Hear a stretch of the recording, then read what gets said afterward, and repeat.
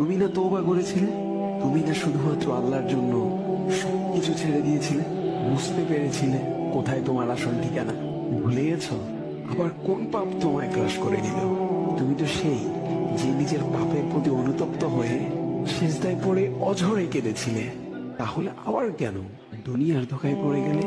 কেন ভুলে গেলে কোথায় তোমার আসল গন্তব্য? তুমি কি হার মেনে নিয়েছো নফসের কাছে? তুমি এত দুর্বল, ভুলে গেছো তুমি কার বান্দা? কে তোমার রব? তোমার রব তো সর্বশক্তিমান।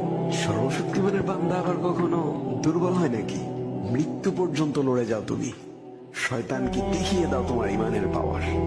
শয়তানের ধোকায় পড়ে অনেক পাপ করে ফেলেছো, তাই নিরাশ হয়ে গেছো তুমি, তাই না? তুমি কি জানো না তোমার রব কতটা মহান? তিনি তো তোমাকে ক্ষমা করার জন্য অপেক্ষা করছেন। তাই ফিরে আসো সেই রবের দুয়ারে, যার দুয়ার কখনো বন্ধ হয়